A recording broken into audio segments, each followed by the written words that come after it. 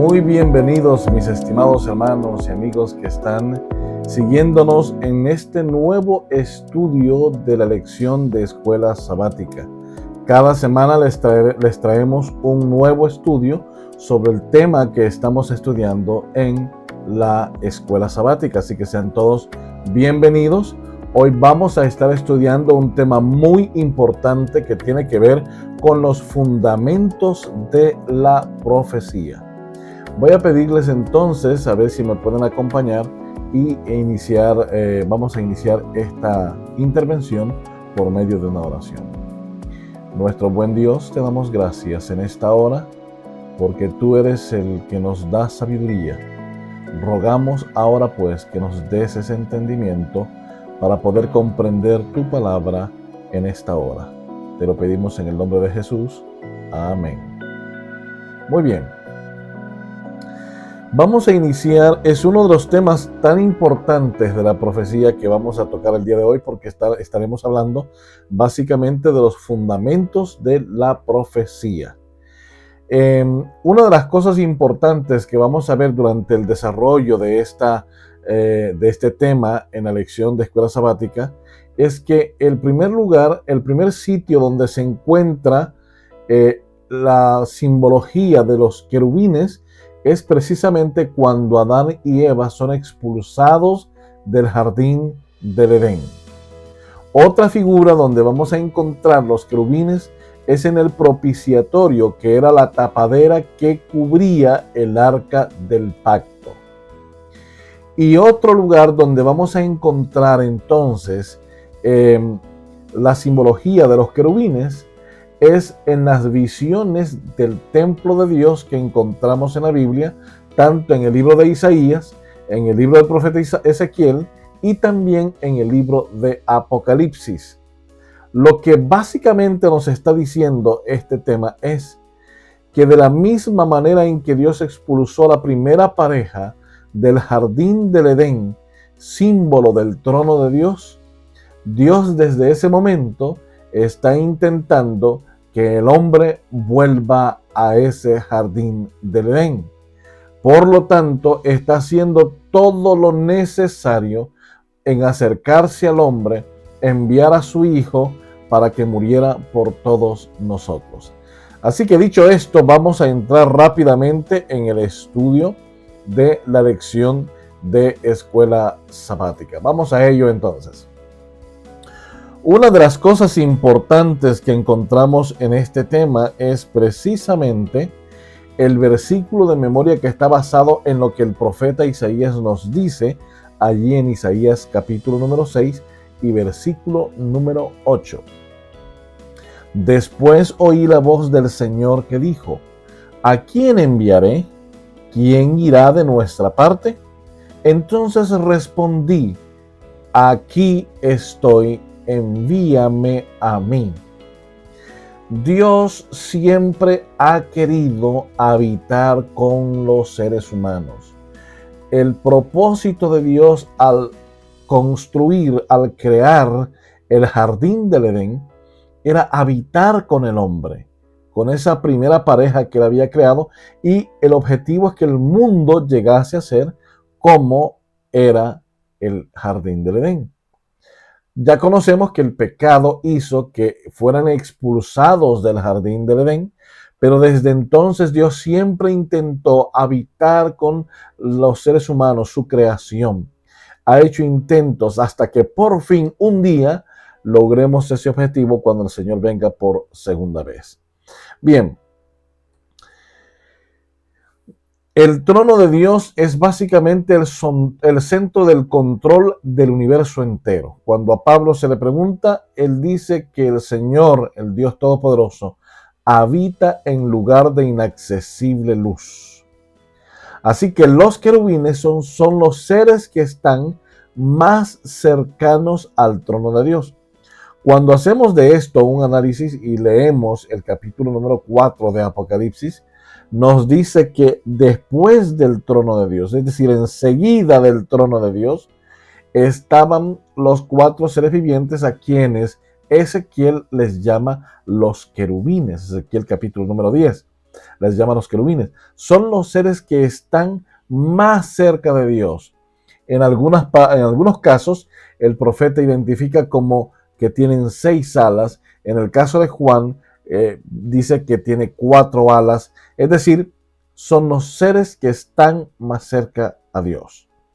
Ahora bien, esto es interesante porque desde que el pecado entró al mundo, los querubines han jugado un papel importante en la relación de Dios con la humanidad. Así que gracias a la profecía se descorre el velo que nos permite ver el mundo invisible e inaccesible para nosotros. Así que podemos ver estos querubines junto al trono de Dios y actuando bajo las órdenes de Dios para poder ayudarnos a nosotros, los seres humanos. Bien, en esta lección básicamente estamos tocando de nuevo 2 tópicos muy importantes. Número 1, estamos hablando acerca de Dios y los querubines. Dentro de ese tópico vamos a ver cómo estos mensajeros de fuego son mensajeros de fuego. Por eso se les llama en algún momento serafines. Después vamos a hablar acerca de qué es lo que hacen estos querubines, a qué se dedican, cuál es la función de ellos. Y después hablaremos acerca de un reflejo de la gloria de Dios. En el segundo tópico vamos a estar hablando de los querubines y la humanidad. Vamos a estar hablando también sobre el león, el hombre, el buey y el águila, símbolos que se le fueron dados a los profetas, mediante los cuales habían similitudes con estos seres celestiales que ellos vieron en su visión. Y después vamos a hablar acerca de cómo sustituyen a los caídos. Es decir, los querubines sustituyen a los caídos y finalmente cómo el Señor hará sustitución por los ángeles caídos con respecto a los redimidos del Señor. Bien, vamos a dar paso ahora entonces a el tópico de Dios y los querubines. Vemos que en Ezequiel se nos presenta una rueda dentro de otra rueda que van girando y no se detienen. Pues esto claramente se refiere a la historia de la humanidad. Es el tiempo que no se detiene. Sin embargo, está Dios en su trono. Vamos entonces a ver lo que nos dice Isaías capítulo 6, versículo 6. Nos dice, en ese momento, uno de aquellos seres como de fuego voló hacia mí. Con sus tenazas sostenía una brasa que había tomado de sobre el altar. Bien, aquí el profeta Isaías está viendo el trono de Dios, la visión del gran trono de Dios. Pero siempre es con relación a la humanidad. Isaías se siente indigno, siente que va a morir. ¿Por qué razón? Porque un hombre caído de labios impuros, malvado, pecador como él, o como cualquiera de nosotros, había contemplado el trono de Dios, había contemplado la presencia de Dios, había contemplado seres celestiales muy grandes y muy santos en comparación a la vida que el profeta llevaba. Ahora bien, vamos a imaginarnos por un momento que fuese iluminado por una luz tan intensa y especial que todos tus pensamientos y emociones quedasen al descubierto. Eso es lo que experimentó Isaías al ver al trono de Dios. Su reacción, ay de mí, voy a morir. No sé si podemos imaginar ese momento. Pero es como si una luz alumbrara incluso los pensamientos de nuestra cabeza. Como si una luz no lograra hacer que nuestro cuerpo, nuestra mente escondiera lo que pensamos y las cosas que sabemos. Así es como se sintió Isaías en ese momento. Entonces dice un ser de fuego. Aquí en hebreo es serafín. deja de cantar la santidad de Dios y toma una brasa del altar y le asegura a Isaías que su pecado está perdonado. Es decir, que cuando nosotros entramos en relación con la santidad de Dios y de los seres celestiales que están al servicio del Dios Todopoderoso en el cielo, nuestra comparación endeble es tan miserable que lo único que podemos entender es que somos seres pecadores y condenados a la muerte, a la destrucción. Esta fue la sensación de Isaías. Sin embargo, uno de los seres de fuego que él vio se le acercó y le dio una brasa, fíjense qué interesante, para que él entendiera que había perdón a pesar de nuestra maldad. Es decir, que de la misma manera en el Génesis, cuando se expulsa a Adán y a Eva, uno de los mensajes a través de los querubines es que aún había esperanza, había una oportunidad más de poder regresar al jardín del Edén. No a ese momento se refería del Edén, sino que pasaría todo este tiempo hasta que el jardín del Edén, que fue velado por muchos años, más o menos unos 1500 años después, el jardín del Edén todavía permanecía, custodiado por querubines. Sin embargo, se nos dice que cuando iba a venir el diluvio, fue velado de la presencia de los hombres y fue escondido. Fue llevado, fue trasladado. Y cuando el Señor venga y la nueva Jerusalén después del milenio sea establecida, entonces se nos presentará de nuevo el jardín del Edén mejorado y mucho más hermoso. Así que entonces hay que entender que a partir del momento en que el serafín le da la brasa a Isaías, en ese momento entiende Isaías cuál es la función. Es interesante es que Jesús le dice a Juan el Bautista que él era la antorcha que ardía y alumbraba. Esto es interesante. ¿Por qué razón? Porque se compara directamente con el serafín, con el ángel del Señor que estaba allá al servicio de Dios, uno de los querubines que rodean el trono de Dios, que era una antorcha, que ardía y alumbraba. El propósito de Isaías era ese, alumbrar como una antorcha que ardía y alumbra.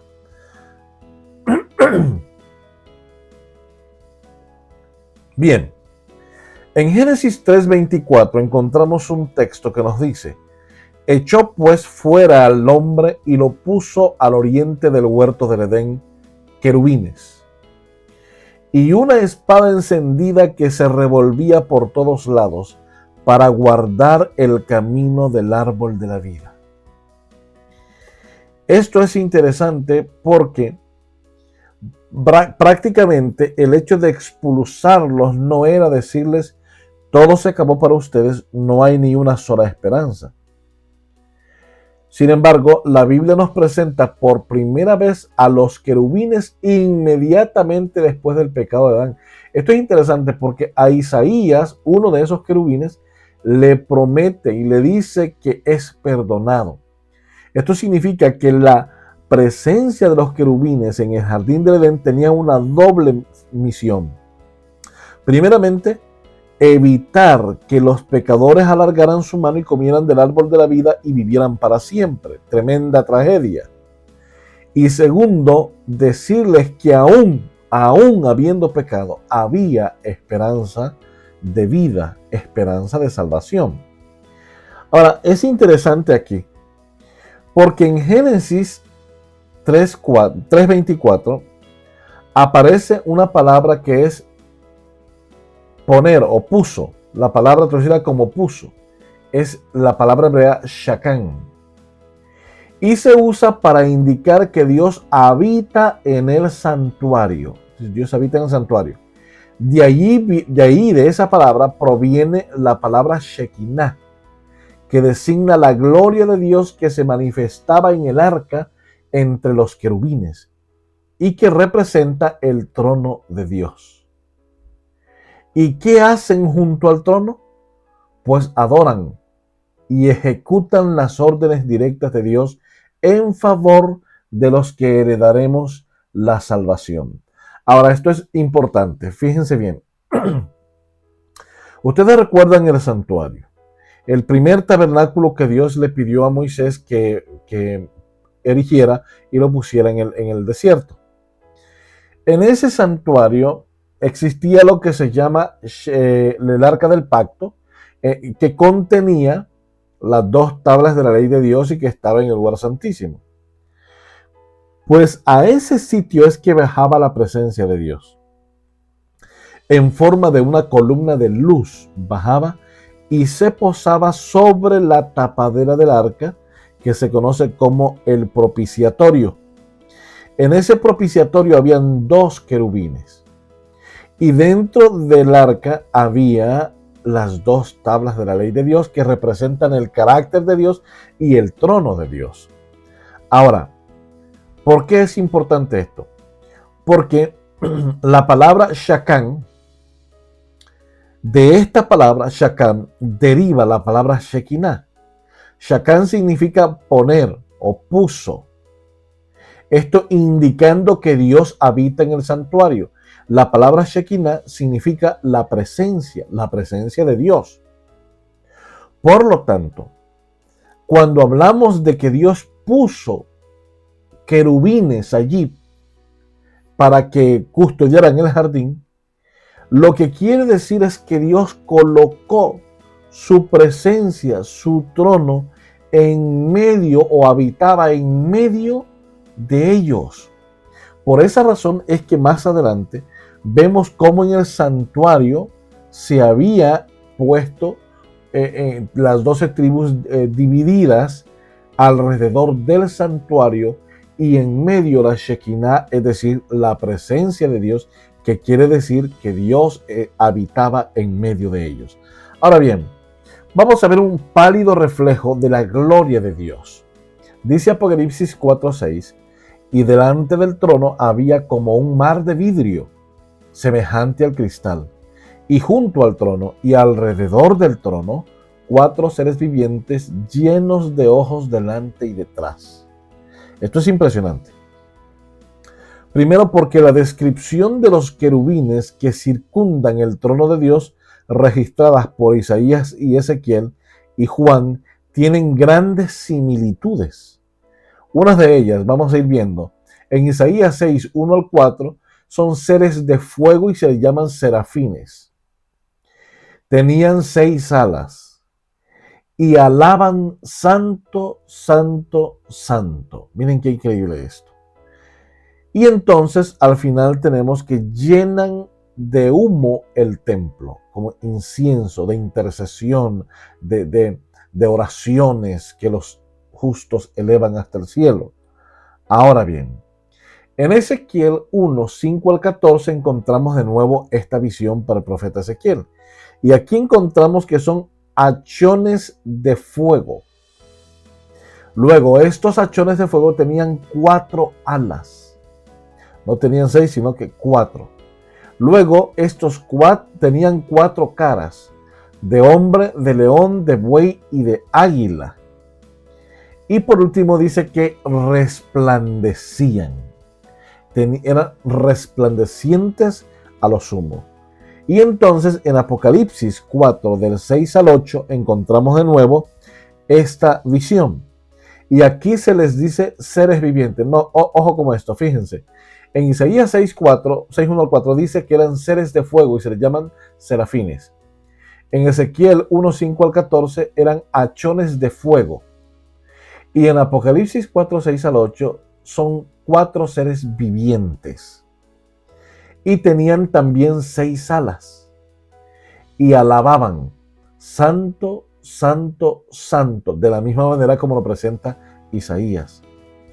Semejantes a león, becerro, hombre y águila. Es decir, hombre, león, buey y águila.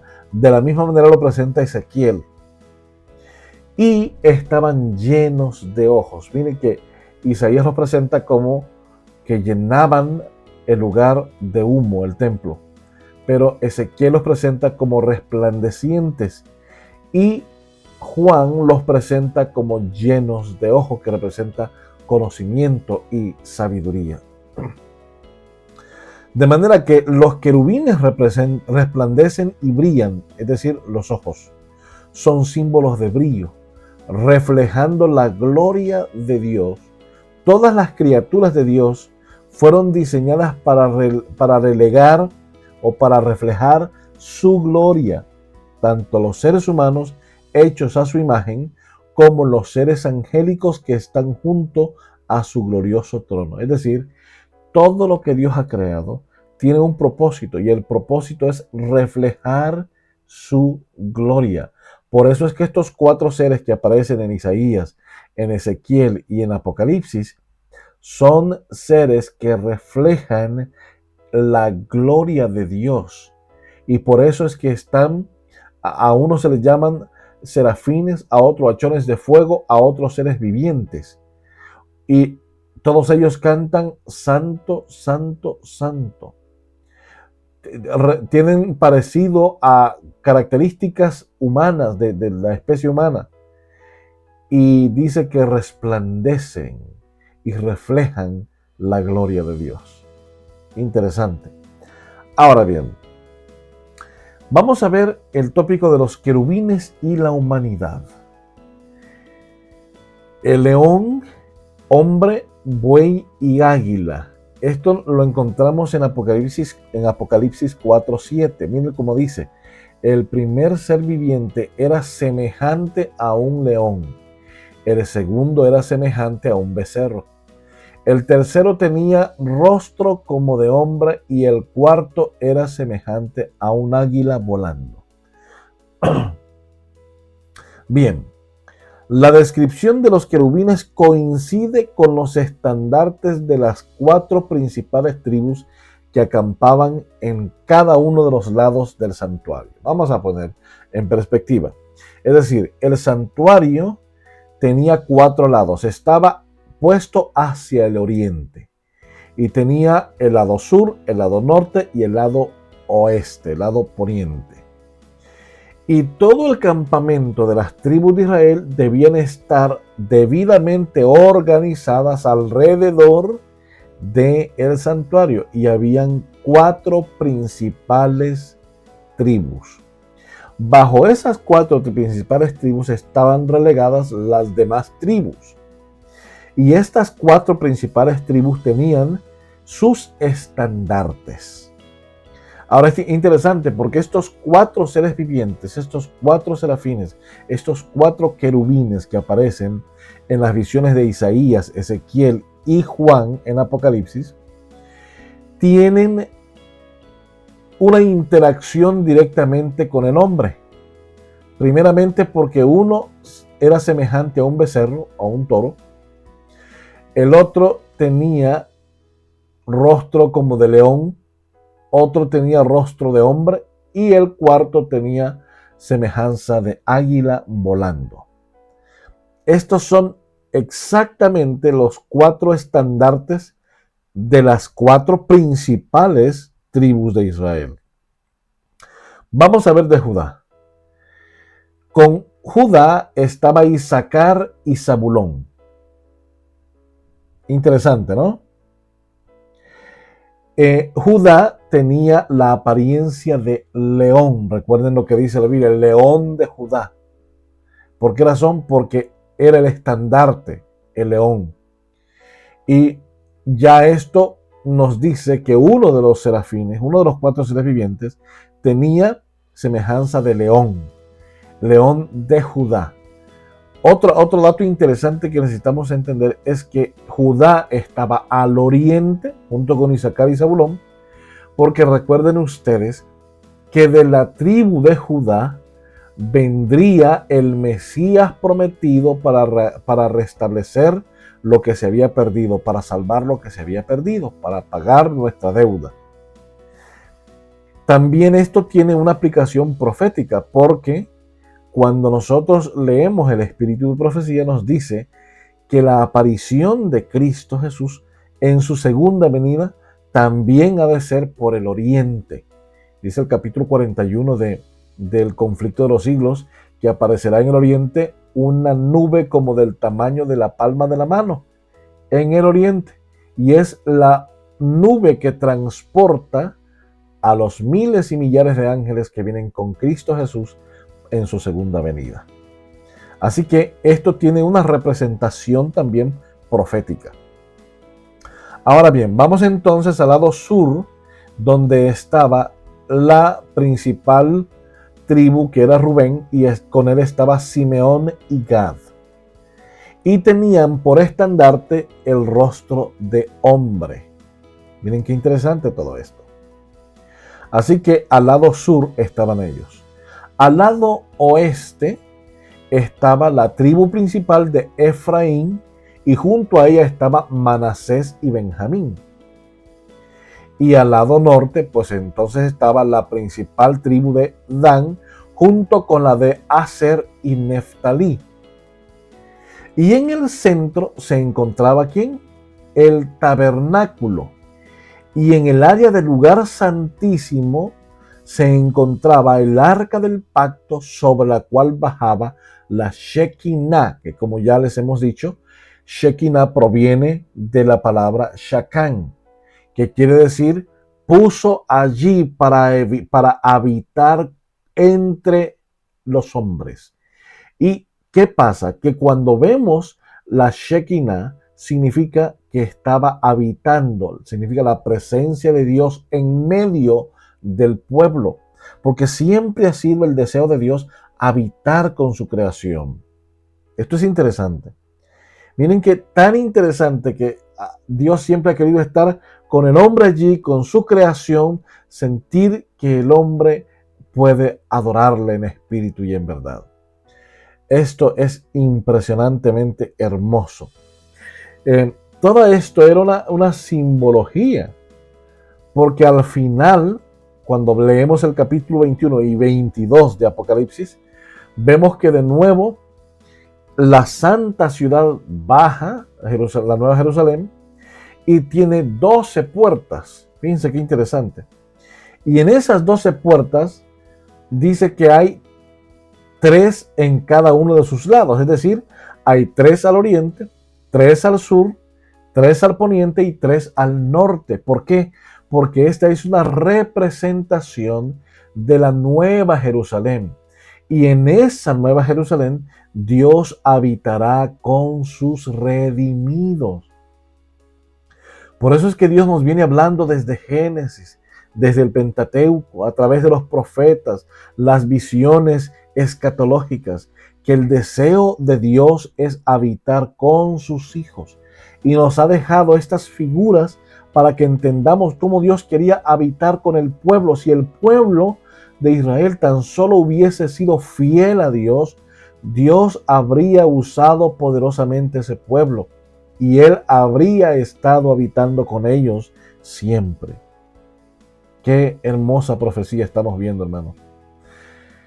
Ahora bien, nos dice Apocalipsis 14:1, después miré y he aquí, el Cordero estaba en pie sobre el monte de Sión, y con él 144,000 que tenían el nombre de él y el de su padre escrito en la frente.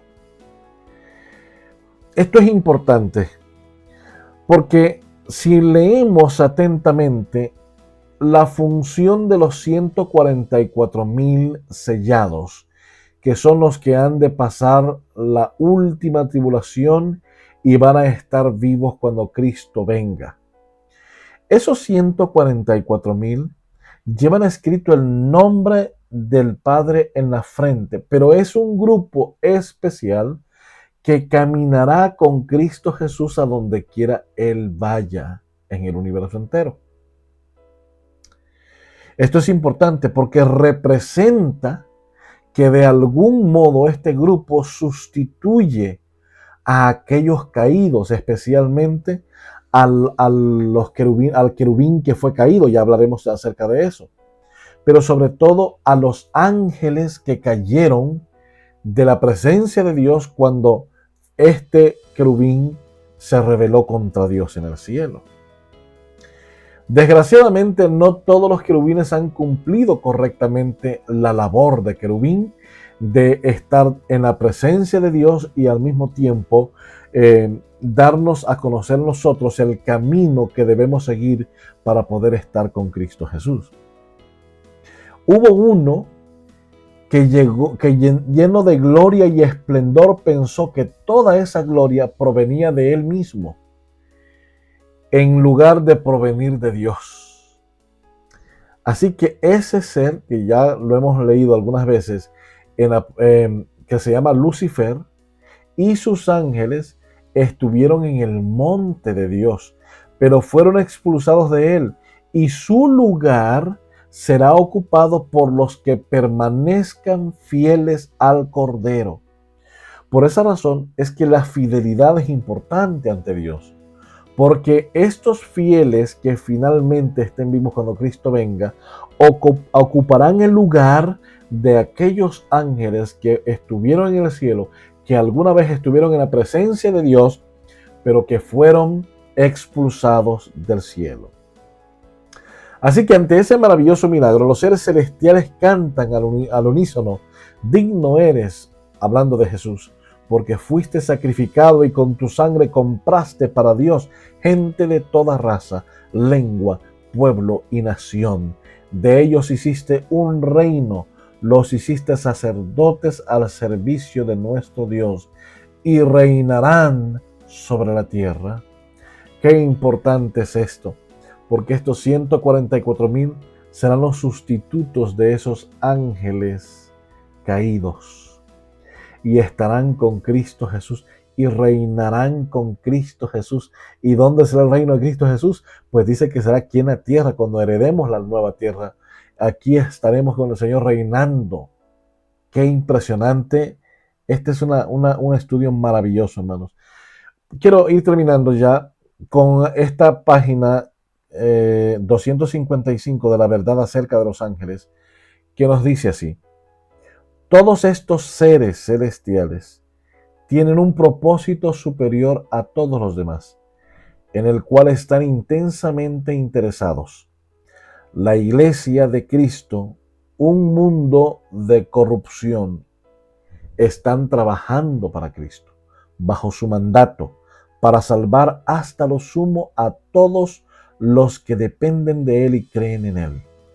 Estos seres celestiales se apresuran en su misión. Están unidos en una santa alianza, en una grandiosa y sublime unidad de propósito, para mostrar el poder, la compasión, el amor y la gloria del Salvador crucificado y resucitado.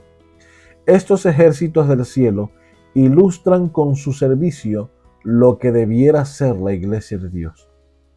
Cristo está trabajando en favor de ellos en los atrios celestiales, enviando a sus ángeles, enviando a sus mensajeros a todas partes del globo, para que ayuden a cada sufriente que acude a Él en busca de ayuda, de vida espiritual y conocimiento. Mis apreciados hermanos, una de las cosas importantes que necesitamos nosotros saber es el hecho de que en Cristo Jesús hay una esperanza especial. Sí, una esperanza especial porque desde el principio Él quiso habitar con los seres humanos. Por esa razón es que creó a Adán y a Eva, para vivir con ellos, pero ellos desafortunadamente cayeron en el pecado y fueron expulsados del jardín del Edén. Al ser expulsados del jardín del Edén y al poner allí querubines, que esa palabra es Shakán, de la cual proviene Shekinah, significa que Dios no terminaba de habitar con el hombre allí, que esa era simplemente un impasse que Dios prometía volver a estar habitando con el hombre. Una muestra fue cuando erigieron el tabernáculo en el desierto. Allí Dios colocó estratégicamente, le dijo a Moisés, que todas las tribus estuvieran alrededor del tabernáculo, porque allí se manifestaría su gloria y se manifestaba allí en Shekinah, que era la presencia de Dios en el arca del pacto donde estaba la ley de Dios, que sería el trono de Dios. Posteriormente, vemos que el pueblo no fue fiel y el Señor ha puesto fin a ese momento, pero con una profecía grandiosa.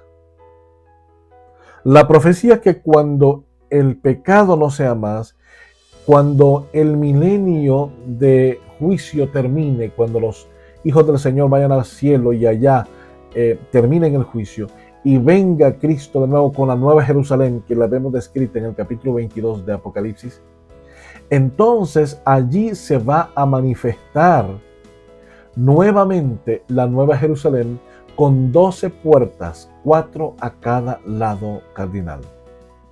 Y por allí entraremos a la santa ciudad. Todos los redimidos, incluyendo los 144,000, entrarán por la santa ciudad. Porque finalmente ese es el propósito de Dios: habitar junto a sus redimidos, junto a los salvados para siempre. Hoy por hoy el Señor nos está enviando un mensaje, a que demos un mensaje al mundo, el mensaje de los 3 ángeles. Un mensaje que lleva el sello divino. Es la última oportunidad para el mundo perdido, para que busquemos a Cristo Jesús, quien nos puede perdonar y quien nos puede dar salvación. La invitación es para que todos juntos formemos parte de este pueblo maravilloso al cual el Señor vendrá muy pronto a llevar en su segunda venida. Que el Señor te bendiga en gran manera y nos vemos en la siguiente semana en un nuevo estudio de la escuela sabática. Que Dios te bendiga.